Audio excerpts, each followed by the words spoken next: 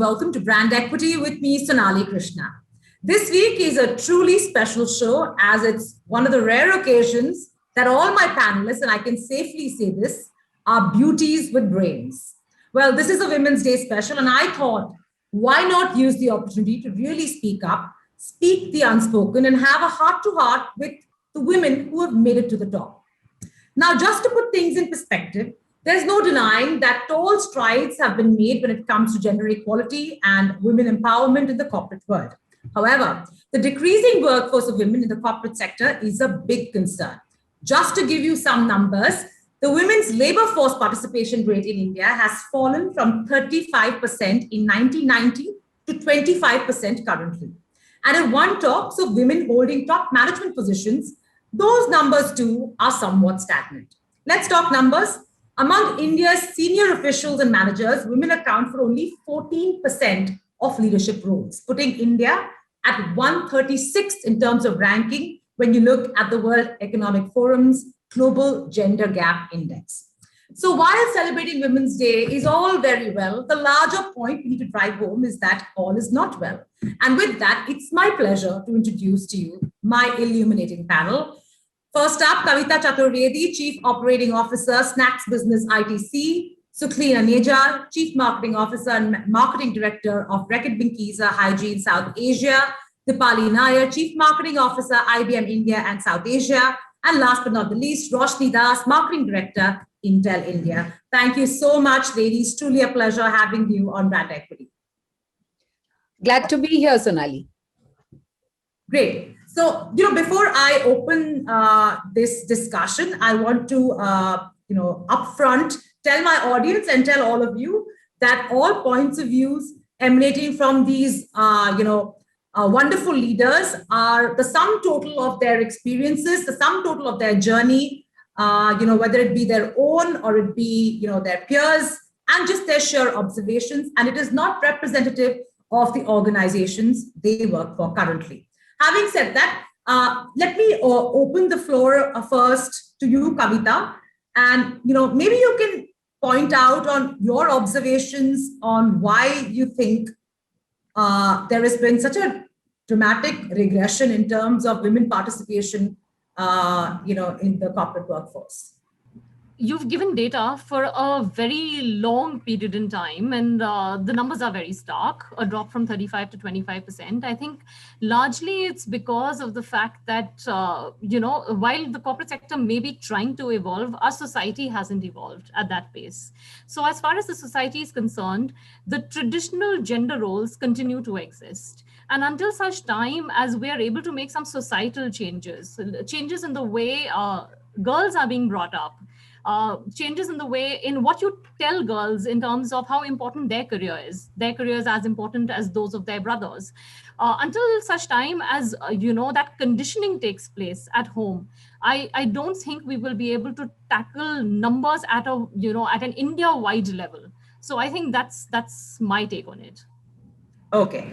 Let me bring in you, Sukhleen, in terms of the fact that you've managed to reach a leadership position. Do you feel having reached the position you have reached that you had to work and prove yourself a lot harder than your male counterparts just to attain that position? Because that is something that came out in the research with women speaking out freely but anonymously. I think it's a very good question, but if I was to reflect back on my journey, I would genuinely say I was very privileged to have started my career with Unilever. And I think the organizations I was part of, whether it was Unilever, L'Oreal, even Reckitt, I was quite fortunate to have come across leaders who were extremely encouraging of talent. And I think in my own personal journey, I have a lot of male bosses to thank as well to have made it easier to succeed. But having said that, I think there are a couple of factors which are important to consider in that journey.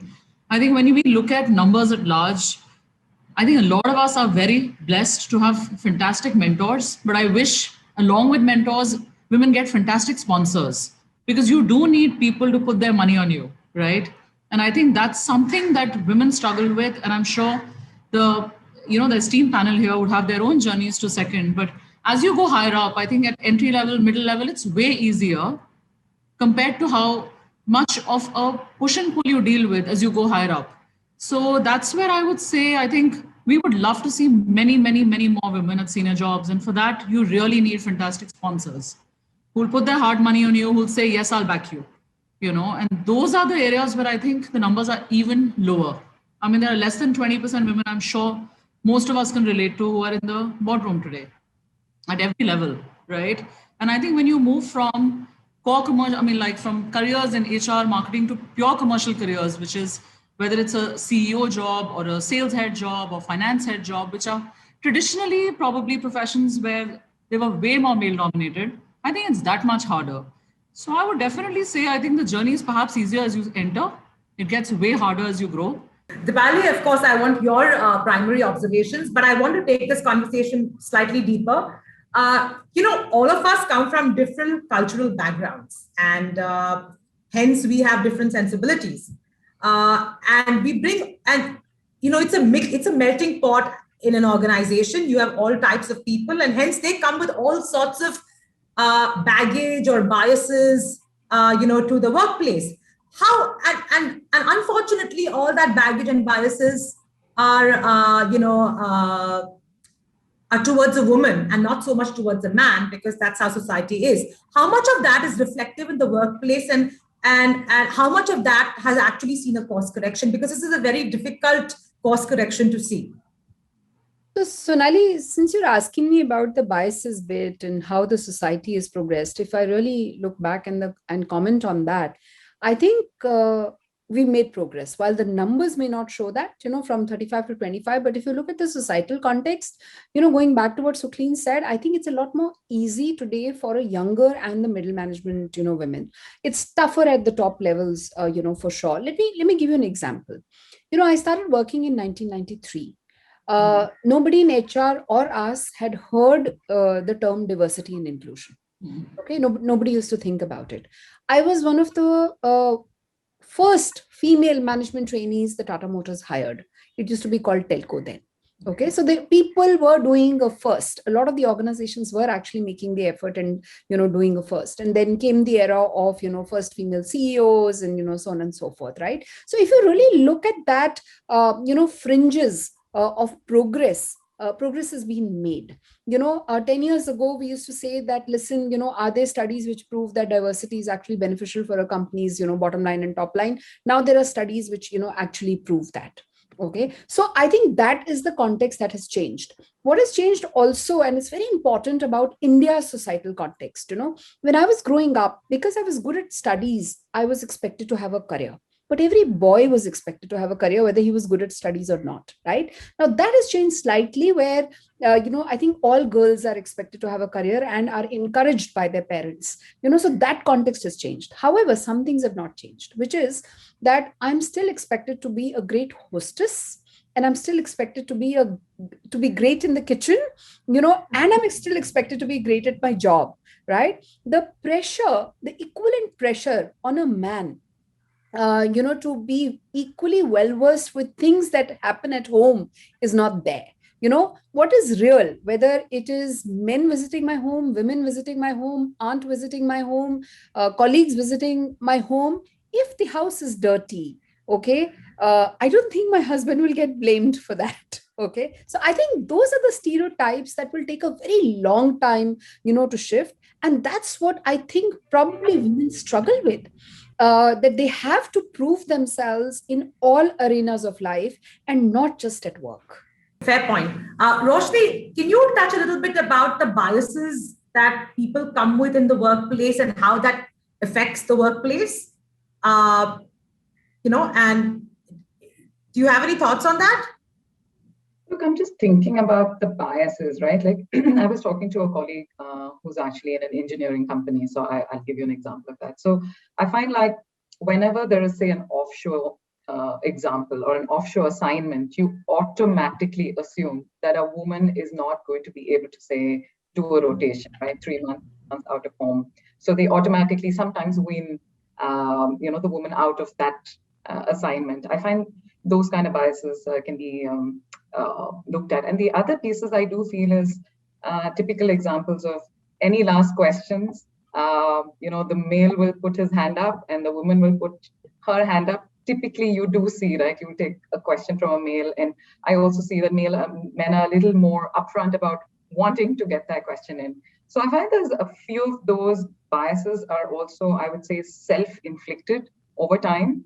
The expectations of women to speak up should be, propelled a little more. And I think those are little changes that we can see in the workplace. Sure. Great point. Kavita, coming to, taking a cue from what Roshni said, in terms of our own conditioning, for a minute, if we just internalize as women, there has been heavy conditioning in terms of, making us believe that we have a set of responsibilities that cannot be compromised. And, and a male set of responsibilities are that much different. And to shatter and break those norms in our head itself is a journey. How much of the self-esteem and confidence issues do you think we have managed to sort out in the workplace? Like somebody once told me that if a man wants to get a raise, he will walk in and ask his boss directly for a raise, and he'll have a number in mind to state what he wants. A woman, on the other hand, will be a lot more diffident about wanting a raise and won't be as direct, simply because she thinks she won't be able to get it or she doesn't deserve it. So what are those psychological changes you've seen in women, if at all, and if that definitely needs to be prioritized amongst working women? In terms of your own conditioning, I was very lucky in terms of the support system I've had from my family. I'm a daughter of bureaucrats, so it was I've only seen people working. So for me, at least from that perspective, I think I never encountered or never felt that there were biases till I came to the workplace. And the biases are more like concerns. So when you start working in FMCG and you have to do market visits, and like Deepali was saying, oftentimes you're the first. Many of us have careers going back 2 decades. So you're pretty much the first, so you're this endangered species, and people have to take care of you. So there's this whole concern of you have to walk what's called a DS beat, so the salesman's beat. And the salesman is very concerned about whether you can walk. So it's a lot of concern, and you can call it a bias, but it's like he thinks I can't walk. Now I'm going to walk from 9 in the morning to 9 at night. So you're working really hard to prove. So you're at some point you start thinking that if I fail at any point, I'm going to do a huge disservice to all the women that will come after me, because it's going to just go ahead and prove the thing of ladkiyan to ye bhi nahi kar sakti FMCG mein. So that happens because people are genuinely concerned, but you're beginning to see that it's because they've been bred in a culture where there haven't been any women. In terms of discussing money and remuneration, so there's this whole thing of the kind of families that we were brought up in the and the times we were brought up in, you didn't discuss money. Being materialistic was a bad thing. So I was never trained to think about money. So I've been so uncomfortable having money conversations with anybody. So I feel that it's probably more a generational thing. But I think younger people, girls I work with now, I think they're more confident having conversations about money. And so I was having a chat with some girls in my team, girls from finance, girls in manufacturing. And I told them I was coming for this panel, and I wanted to know what they feel now. What are the biases they feel now? So they told me that they're happy that, at least they have someone to look up to. In a manner of speaking, they call me like the first child. So the first child in a family has to do all the fighting in terms of deadlines when you come back, when you're going to come back from a party, in terms of, various other rules. But the second and the third child, etc., have it easy because the first child did all the fighting. So they said that at least, the organization got used to women, but the sales culture, the girls will still be given a presentation to make. The boy will be asked to manage, the distributor's business and so on. Some of those things they always have to fight, even today. They have to prove themselves even today. But once they come to head office roles, or when they come to marketing roles, or head office roles in finance, they don't feel that anymore. So I think that's a huge shift that has taken place. Right. Fair point. Sukhleen, leaving aside, let's say, entry and mid-level management, and let's go to senior and top-level management. There is a camaraderie and a rapport that is shared between the boys and the boys' club. they can just go and have a casual drinking session post work, or over a weekend or whatever, and it's just that they enjoy that. A woman, although she may be part of that leadership, is she ever really solely and wholly invited to that? Because the more you bond, the more you're visible, the more your ideas come forth, the more you can possibly climb. So it is a distinctive disadvantage for a woman to not be part of that club. So how does that work? Even if you try, are you really welcome? I do definitely want to reflect even on biases for a minute and bring the of women returning from work or women who have young kids who are offered international assignments, right? So, I mean, for us to say that unconscious biases don't exist, honestly, is not true. There are actually very many biases that exist. And all said and done, we've all been raised in a patriarchal society, right? So, I mean, I love the bit what Kavita was sharing about how you raise girls, but it's as much as how you raise guys. Because unfortunately or fortunately, we're just surrounded by majority, which doesn't happen to be women, right? So in that regard, I think, of course, they exist. And I think the only request I perhaps have to my younger self and as well as all the men around is just ask, don't assume, just genuinely ask. Because a lot of times I think you see assumptions being made about choices we're likely to make instead of actually being asked, what would you really do? Right. And it's definitely coming out of a good place. Maybe it's concern, but it's a lot of times assumptions as well, and I think those perhaps are things that I wish we could change in times to come. But moving on to the boys club, I think, the truth is, of course, you have to deal with it. It's a majority versus minority. It's as simple as that. Whether you call it golf, you call it a drinking stupor at night, a lot of times, without a doubt, even if you were invited, you may not even be in a position to say every time I'm going to be able to make it. So regardless of the invitation, I mean, it's a fact, right? So you have to work around it to say, all right, fine, what are my like-minded interests in which I can perhaps get a window to connect. But of course, I must confess, it's always going to be fewer and far in between, and it's not so easy. So I'm sure a lot of us can relate to the fact that a lot of our friends, maybe friends that we made when we started our journeys, but as you go on top, it does take a lot more of an effort to really informally get to know people, and which is where I think women really come together beautifully. But it does take a bit of effort to actually be able to find moments to connect on like-minded interests. No, I wanted to add to Sukhleen, though it's a different opinion.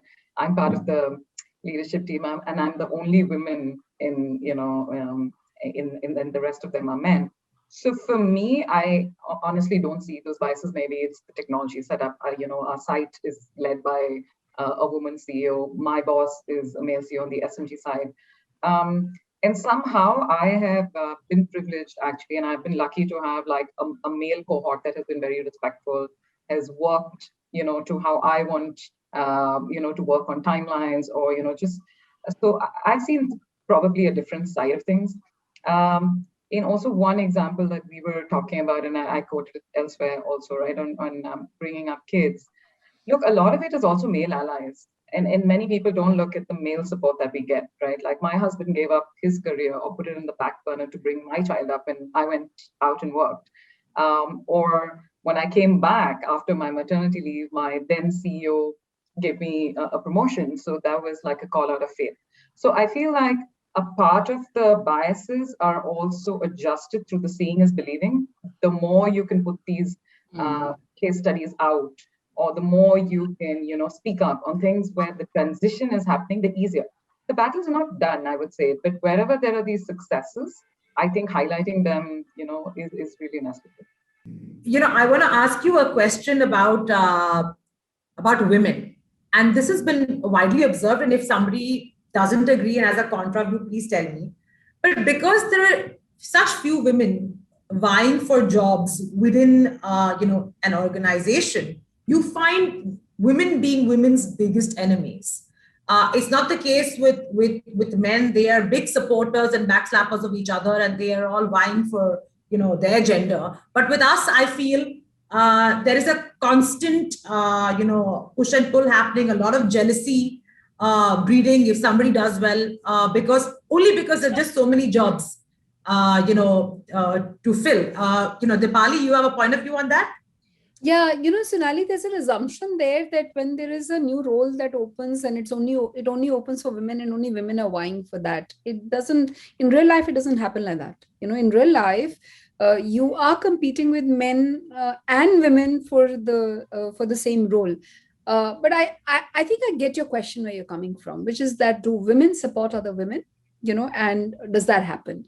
And I think, I will go back, to one comment that got made, which is that, very often in the past, I found myself to be the only woman on the table, so to speak, right?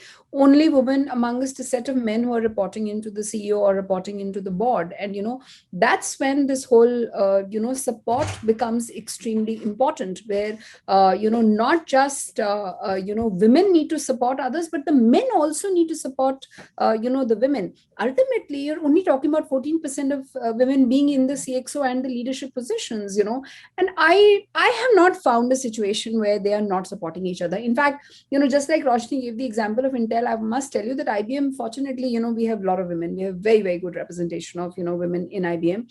And I have such good friends who are my peers, amongst the women, and who support each other in terms of careers and in terms of conversations and in terms of having the networking that the boys have amongst us. I would say that we girls also have it amongst us. But I think, Sonali, maybe we need to change the dialogue. Maybe we need to not talk about females sponsoring other females. I think we need to change the narrative to say male sponsors for women, because I think that's when we will make progress.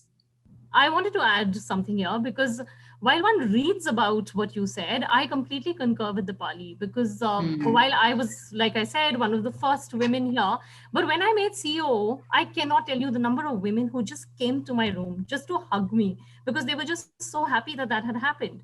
And I have also been acutely conscious of the fact that, I must help girls. I must understand their problems, because just because, let's say, I am living close to the workplace and I don't need to drop home, but I should understand from other girls what they need to be able to work long hours, if there is a need to work long hours, and so on. So I think there is a responsibility that each of us takes very seriously in terms of making sure that there can be participation of women in the workforce. And the other thing that I feel very happy about is that now we also have factories in FMCG. So ITC, for example, has factories which have women on the work floor. We have a factory in Tamil Nadu with 85% women working all 3 shifts. So breaking all those stereotypes of women can't work night shifts. I think we were the first in Karnataka. We have a factory with 60% women, to have that much participation of women, once again, at a factory level on the shop floor. So I think I have encountered, support for women in the workplace and from women as well. The big point which Deepali made is also very fair, right? Like the peer network is what sails you through, genuinely, and I can speak for it brutally honestly that in the last 3 years, even with Reckitt, I think the kind of friendships and support you have at your peer level, and it's both men and women, because, after a point of time, gender does dissolve. You have really people that you like and you connect with, irrespective of man or woman, and you see them backing you up, because it's so important to help each other succeed. And you realize you're in the same push and pull every day of your life, right? And equally, if I see in the wider global organization as well, for a lot of us who are interacting with people across the world, there is a lot of sisterhood, because they are also, there's a lot of empathy as well, for young moms, people who are, like in the same boat, but they're able to empathize with each other. So frankly, if you ask me, that peer network is something that we don't talk enough about, but it's the one factor that really helps you sail through, how much you back each other up. But of course, you have a responsibility to make it easier for other women to succeed. You do want to look back at your life and say, okay, I wish I can make this easier for you. The fact that you promote a returning mother, you set a fantastic example for others. But Sukhleen, those are aberrations. Are they really taking? So Sonali, I want to add there. That's where I think media and us together over here have a responsibility. The first child syndrome that Kavita spoke about, that is what needs to be done. The aberrations need to be spoken about.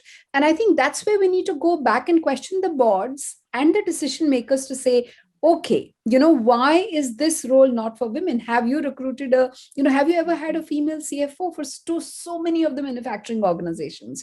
Why isn't that happening? I think that's where the examples serve in changing the narrative. It may be an aberration today. I agree. But that first child syndrome is where we need to change the narrative. And I would also add to what Deepali is saying, right? I think we're already looking at the outcomes today, right? You have a panel of people who've hit a certain leadership level. What we need to question is the symptoms, right? And what do we want to address it? So I think the bigger piece is, if you look at, say, STEM education, right? Girls and boys, 50-50 parity. So when they're getting the STEM education, it's equal. When you go into middle management, there's about 40% in junior to middle management, right? Women. And then the drop off happens. So I feel where we need to address it is, where is the drop off happening? That's when you want to think about, mental loads. You want to look at wellness. You want to look at pain sensitization. You want to look at leadership advocacy. You want to look at, like Intel has a boomerang program where we bring people back after maternity leave, or an H2O program, which is home to office. So I feel like at that level, if you can cultivate the pay it forward, then you're going to have people get into the upper echelons, because you're not going to get into leadership if you don't build a pipeline. And that's where Deepali's point of paying it forward becomes more and more important, but also policy becomes more and more important, right? It has to be organizational, and it has to be ecosystem changes for it to happen. Fair enough. But I would say, I think, where our narrative is not changed in many years is that we keep asking the responsibility, to the women again and again. The narrative today in the dialogue this time also is that I have 10 invitations to speak on the Women's Day forums, only women in the panels and only women listeners. That's not going to change our narrative. Okay. The discussion needs to be about men and women.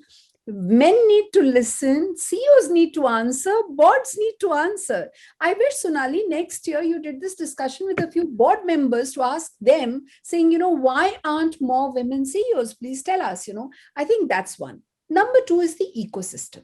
Some of the changes, and I'm not comparing India as a country to any other nation, okay, because the numbers may not stack up, but let's talk about real problems, okay? One is that when you're talking about the leadership levels, that's around the time that menopause hits women. Those are 1 or 2 difficult years for women, and that's a conversation that doesn't happen. Okay, that's a wellness area, support system area that doesn't happen today in the corporate world anywhere in the world, right? Now, that's one conversation that needs to happen. Second is that's around the time that, children may be going through 10 standard boards, 12 standard boards, and so on and so forth, right? What you need is a policy called dial down careers. Very, very intelligent women, they choose to actually leave the workforce at that point of time. And then it's just easier to stay back home and not come back sometimes, because you're also at a life stage where financial difficulty doesn't exist any longer. There is no longer a financial reason for you to come back. So you need something else at work, for you to really motivate yourself. So many of my friends who gave up their careers once their kids hit 15, 16, 17 in those crucial years, and they just don't feel like going back, and going back to the grind, as they call it.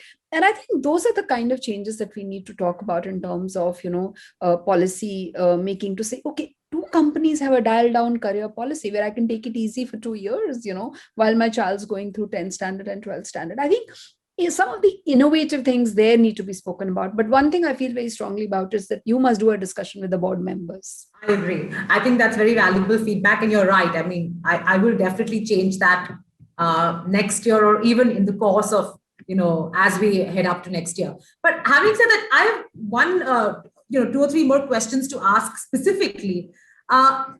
Is it true that, when you're being reviewed, professional women tend to get more person-centered feedback, while professional men get more task-centered feedback? I can speak as a reviewer. I don't change my style, and I have equal number of men and women in my team. I don't change my style. I think the feedback remains the same. The culture that I built in the team, and IBM really respects me for the culture that I built in the team, I remain the same. Over the years, have I got task-oriented feedback and person-oriented feedback? Both, I think. But let me just give you a reality over there. I think women prove themselves, quite a bit at workplace, and we've discussed that already. I think women always will probably get their numbers right and deliver the brand health score, and they will deliver the sales, and they will deliver the production numbers, so therefore conversation is not going to be about the work and the numbers. Therefore the conversation is going to be about other things, is my point of view on this, strong or whatever. And I would want to listen to Kavita, Sukhleen and Roshni on this. No, I think there is more commentary on your leadership style as opposed to, let's say, a man. So you're branded more, you're tagged more because you're a woman. Does anybody feel that happens? I don't feel that. No. Really? Yeah. I have never felt that way. I've gone through so many appraisals, and my bosses have always been men.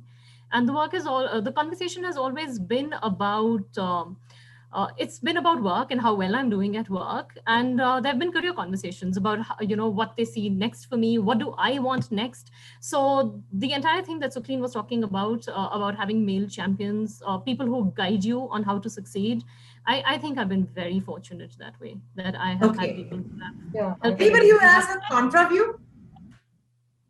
I would say this, Sonali, that I wouldn't put myself in the lucky category to say I've been very lucky and I've always had it. Okay. I think I've had male sponsors, but not always.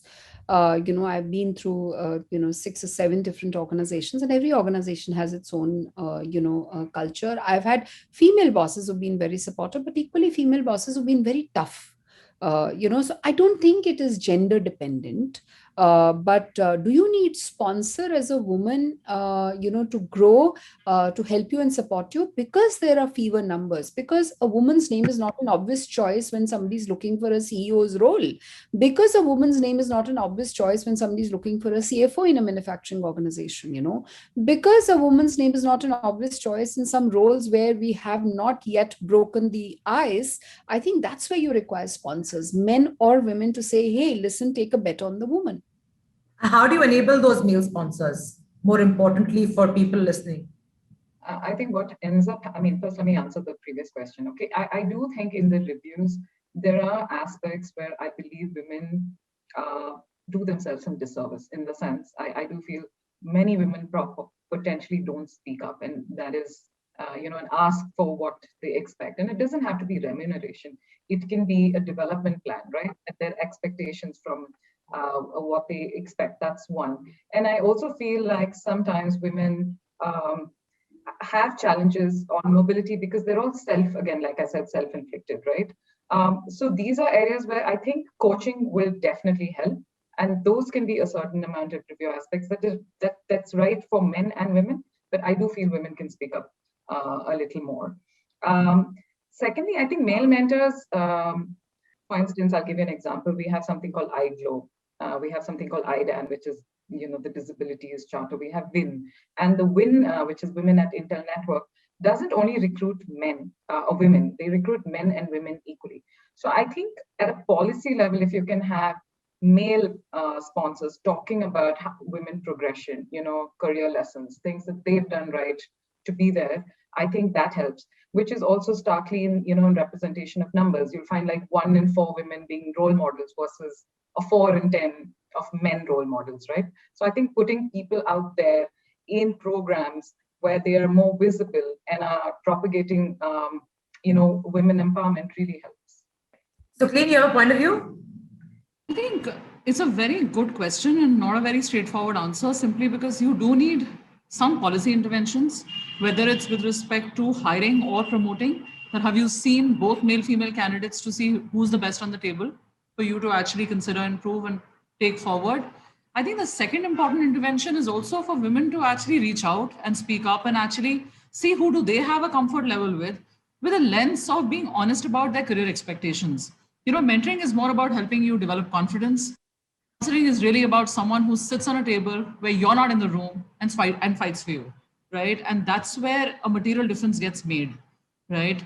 And I think the third one, which I really love as a conversation thread today, is how do you celebrate examples when, even at work, like I remember when I was growing up, for me, banking was an industry in which I really did look up to all the people who were succeeding. And I was sure that there were men who were helping those women become the icons that they did, because they created that inspiration for many of us to say, if you can, then definitely I can be inspired to follow your journey, right? And equally today, I think in every organization, hand in my heart, how many of us actually have so many examples to look at and say, wow, I'm actually inspiring 5 other people behind me? So one is for us to sponsor more women to have a seat on the table. And second is definitely policy interventions are a must, because unless you don't imbibe it in the culture structurally, it all becomes person dependent. If a boss has had a successful wife, then he has a very different perspective on looking at gender role empathy versus someone who's been a single career oriented person, right? So your own lenses come into play. So how do you remove your own lens unless you have a structural policy that helps? So true. Actually, I'd like to just step in here. It's really good when organizations have structured mentorship programs. So for people who join us at the entry level, irrespective of whether you're a girl or a boy, you get a mentor. Now, if you last through the organization, so in the first year, you're expected to, help your mentee and so on. After that, the relationships continue. It's totally up to you, but they typically continue. The problems are typically for people who join as lateral hires.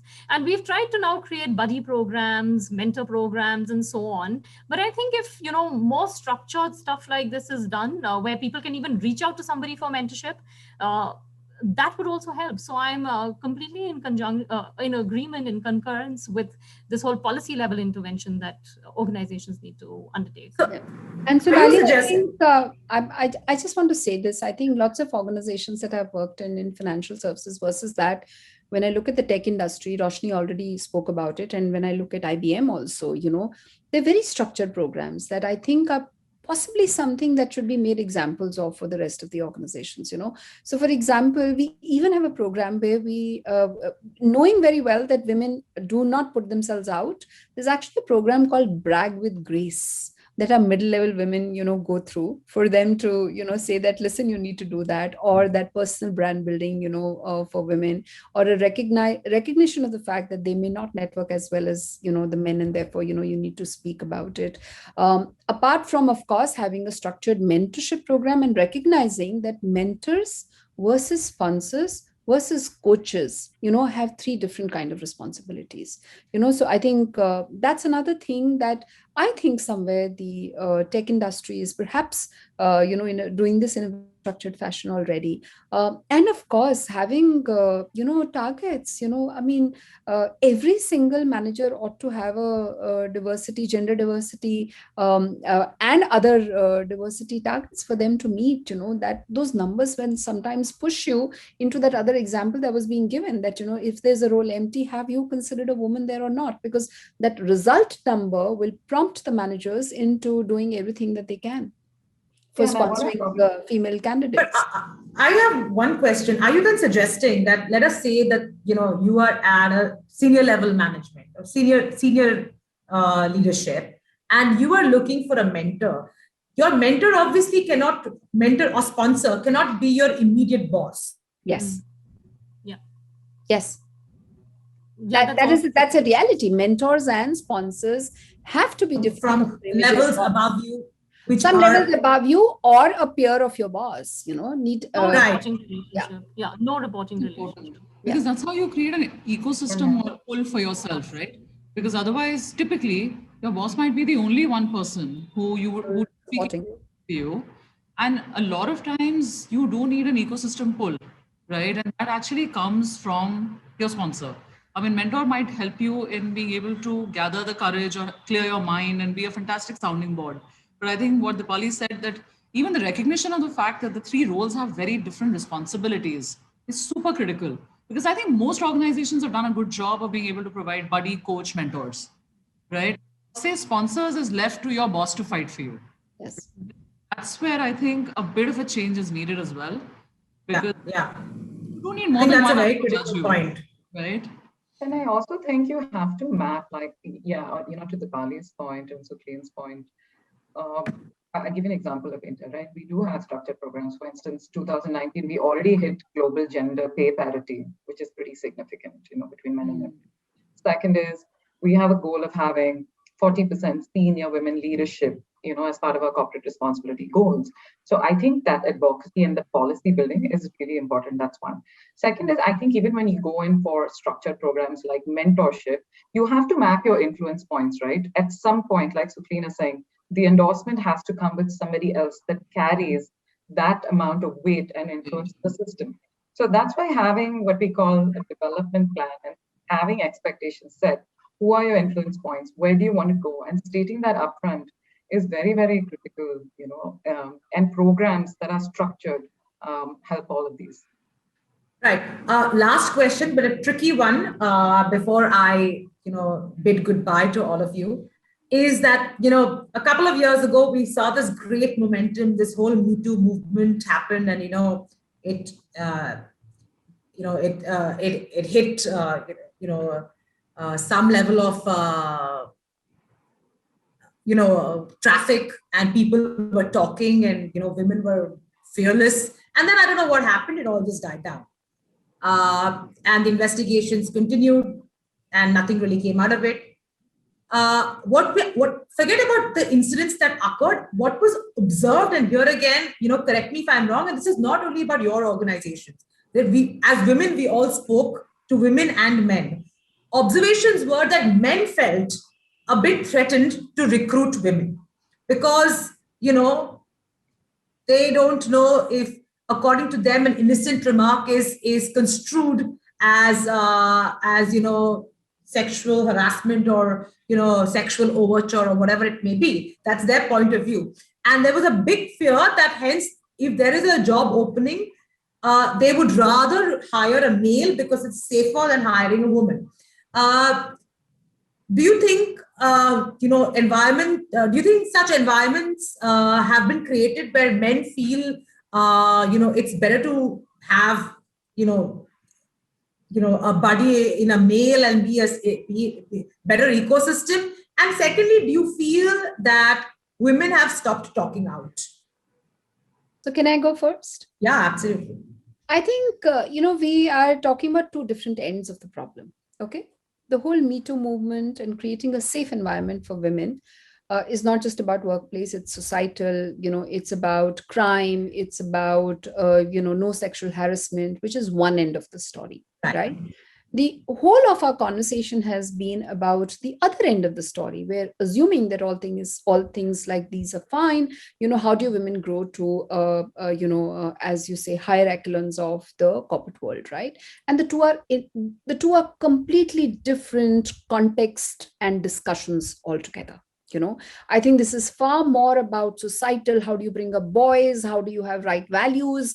And so on and so forth. Whereas this is about, policy, intervention, male sponsors, so on and so forth. So I think, first of all, we're trying to mix two different extreme ends of conversations, together.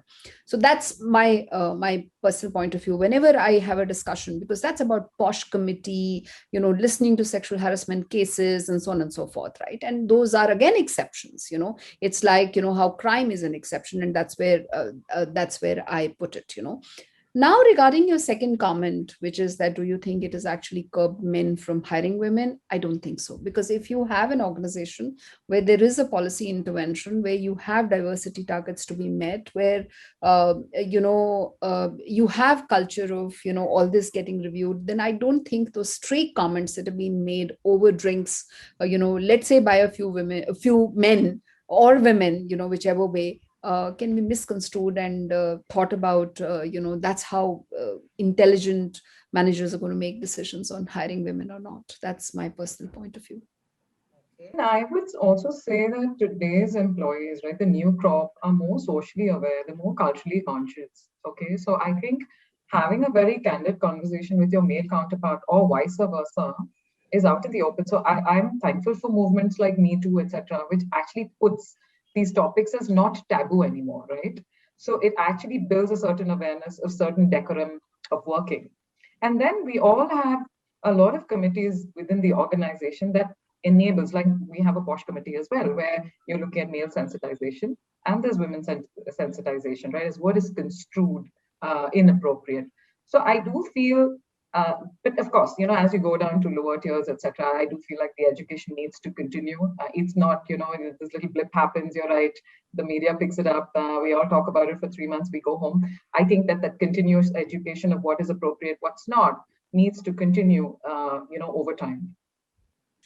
Sure. But I do definitely think, Sonali, is a lot of credit to conversations like MeToo that have actually put the moves on the table, right? Because a lot of times, I mean, we are all fortunate, I think, in this conversation to be part of corporates which have structured policy.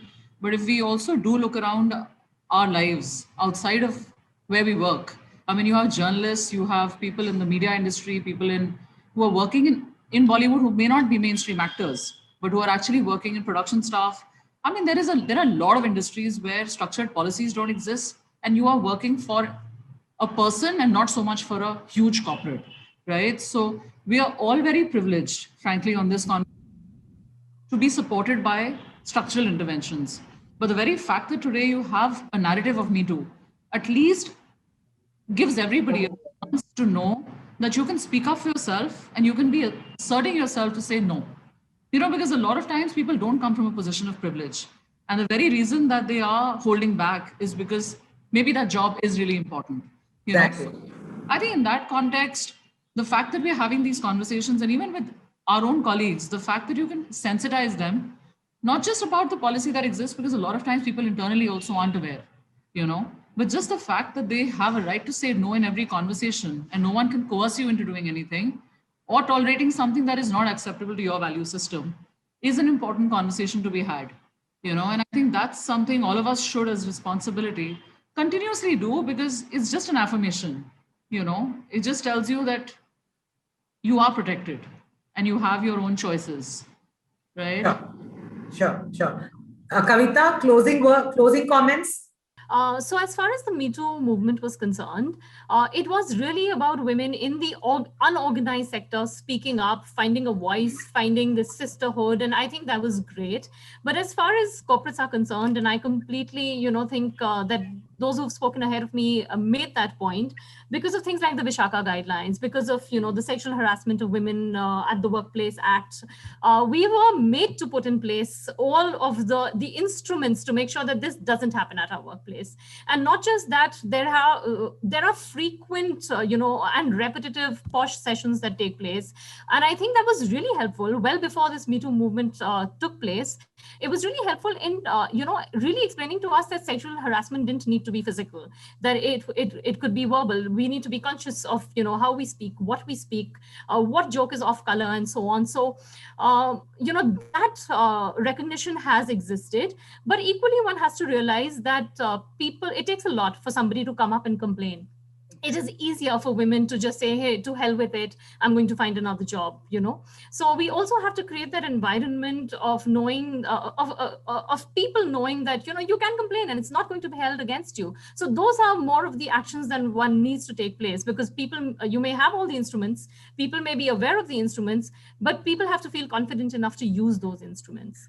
I do feel that, even though, you may be very privileged and are working for very structured organizations, I think women shrug off a lot of comments, just in passing, because you just take it as par for the course, and you just let it be. And this can come even with women who are, have reached significant positions in their career. You just let it pass, and I think that is something we need to change that in due course. It's easier said than done. But I can tell you, I can bet that every woman on this panel has shrugged off and said, I'm going to let it pass, including me. So, but Sonali, I have shrugged off more comments that have been passed in the streets of North India rather than what has happened at the workplace. So, of course, but you expect that in North India. You don't expect it in the workplace. Streets anywhere in the world. But Sonali, that's the whole point. Where does this come from? And if I have to clean this up, I think the work needs to be done at the grassroots level. It's not so much about the workplace as the point I was trying to make. I think it's far more societal, and personal, rather than it being about the workplace.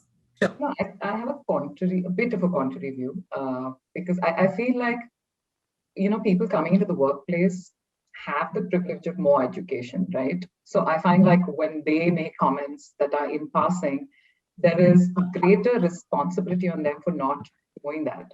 And you're right, a lot of women do pass up comments. They feel like if you speak up, I feel like women are just uncomfortable accepting the fact that that was not an appropriate comment, right? So that then if I'm going to make a fuss about it, hey, I might just be called, you're a prude, or hey, I didn't mean it like that. So it kind of puts the spotlight on, oh, you're reading too much into it. So it then becomes the woman's problem to defend that comment, right? And of course, it's the reality. Comments do get passed.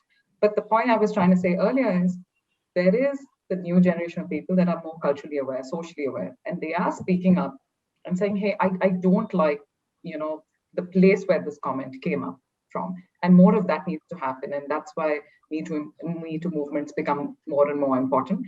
It's going to take some time, I think, for this correction to happen. Sure. But on that note, I think I'm completely out of time. Thank you so much, all of you lovely ladies, and more power to you. And next time, I promise you, Deepali, I will have male representation. Thank you. Thank you so much. I'm glad you made the conversation happen because it's a very important conversation. So truly, thanks, yeah. Sonali. Well done, Sonali.